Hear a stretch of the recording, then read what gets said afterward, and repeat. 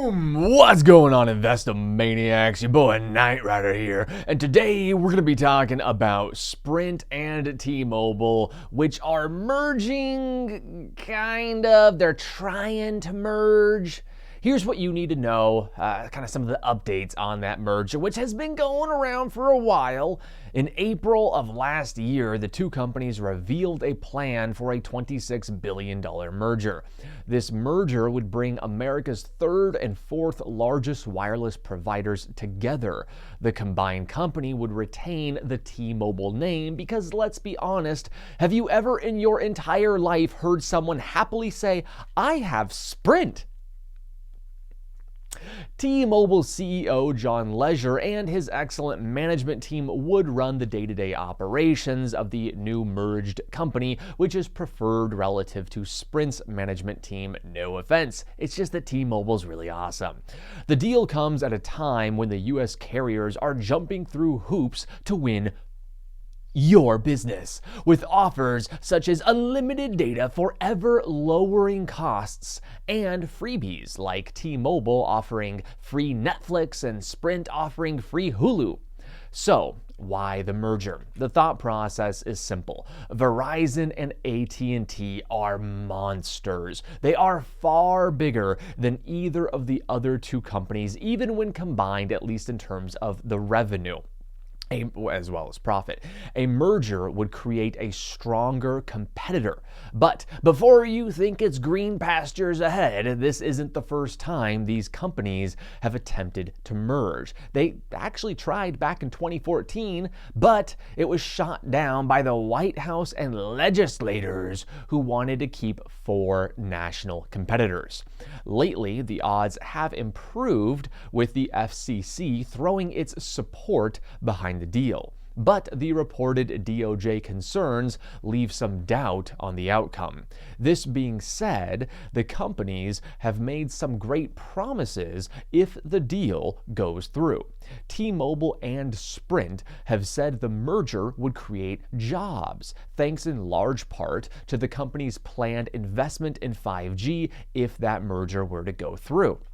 In January, they said they'd build 5 new customer service centers after the deal closed. They also promised a nationwide build-out of their 5G network, along with a new service to offer rural customers in America who don't currently have access to high-speed wireless internet, a wireless broadband solution. Legere also promised to lock prices in place for the next 3 years, stating, quote, "I want to reiterate unequivocally that new T-Mobile rates are not going to go up. Rather, our merger will ensure that American consumers will pay less and get more. If we broke faith by raising rates and cutting back benefits, we would lose our loyal customers and destroy our future brand." Sprint and T-Mobile still need to overcome the Department of Justice, who is waiting to see if Dish Network CEO Charles Ergen is going to spend the $6 billion needed to purchase Boost Mobile from Sprint, as well as some of the low and mid-band spectrums from Sprint and T-Mobile. This would create a new national carrier to replace Sprint as number 4 once it was part of T-Mobile. And this would satisfy the DOJ, since the regulatory agency feared that combining the nation's third and fourth largest wireless options would reduce competition and lead to higher prices. Talks between Dish, the DOJ, and T-Mobile will continue, but they reportedly have slowed between T-Mobile and Dish. There is already a strong possibility that T-Mobile and Sprint will have to extend the deadline on the merger they announced in April of last year. The first deadline expired on April of this year, so we kind of blew past that one, and the second deadline is just 2 weeks from now, July 29th. However, a lawsuit filed by the attorney generals of 13 states and the District of Columbia to block the deal won't reach the trial stage until October 7th. So I guess we are delayed at least until that point. T-Mobile has been working on their 5G network, which is now up and running in multiple United States cities. This initial phase of the carrier's 5G strategy uses the same sort of high-frequency millimeter wave network technology that Verizon uses, resulting in download speeds far exceeding what LTE can reach today.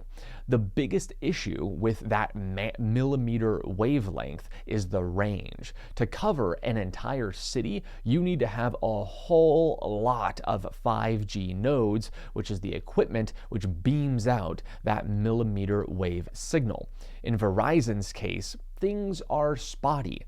As of right now, 5G speeds are there on one street and gone on another street.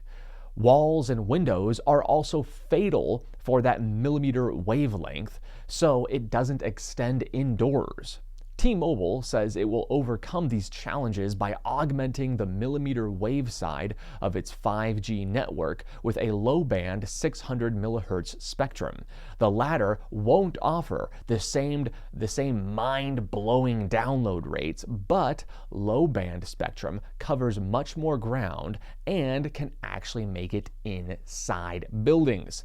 I like T-Mobile right here, with or without the merger. I say it's a buy. Sprint, on the other hand, not so much. I'd stay away. Hey guys, that's it for now. I put my portfolio up for full disclosure. Let me know what you guys think. Do you agree, disagree? Let me know if there's any other stocks you want me to check out. I really appreciate the likes, comments, and subs. Thank you so much. May the market be with you.